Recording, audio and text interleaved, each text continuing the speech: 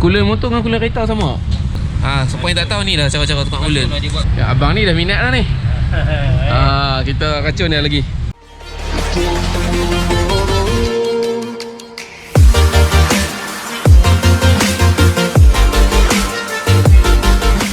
Kita sekarang ni on the way ke Ipoh untuk servis Xmax untuk first time 1000 km. Sebab apa aku tak buat kat Kelantan? Sebab sengkong dia mahal, sebab kedai tu mahal. So baik kita pergi tempat yang murah, boleh ride sekali dalam. Ok, jom kita ke Ipoh.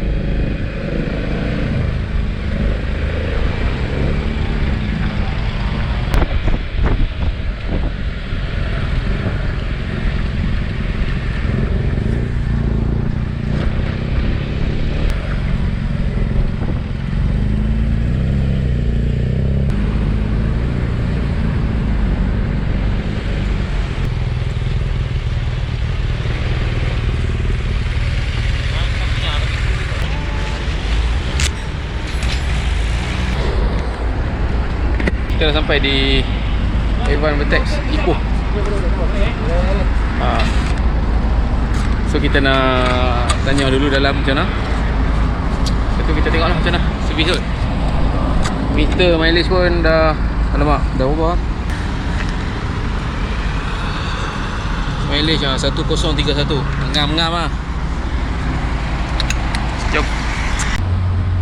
Ok, ni tengah servis 1,5 liter. Setting balik Ok lah. Ok. Okay. Nanti popular lah. Tengok ni. Jauh-jauh kita datang daripada Kelantan. Nanti popular. Kita pun tak popular mana pun. Mana nak buka tu macam senang Dia ni, orang tarik ni. Buka ni. Oh, dia semua klip je. Ni. Oh, ni teropong ni bawah ni. Level. Oh, klip aja semua. Ingat susah sangat nak buka.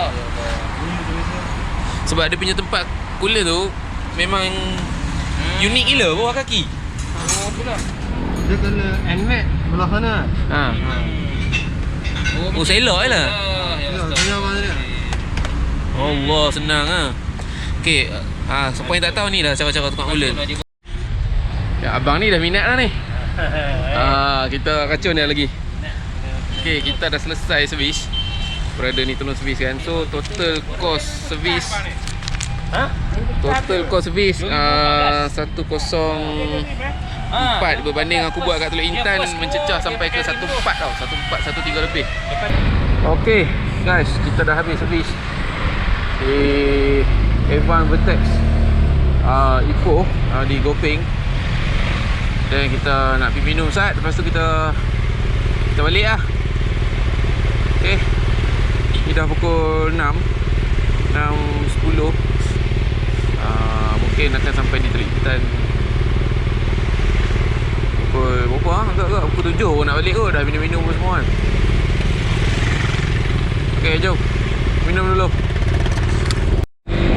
Okay geng, Dah habis minum-minum. Then kita pun nak balik dah. Pukul 7 dah pun.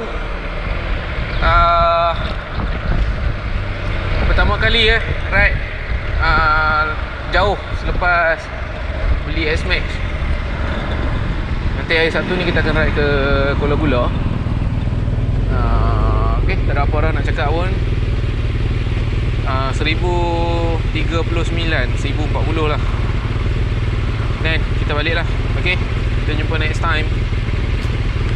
See you soon.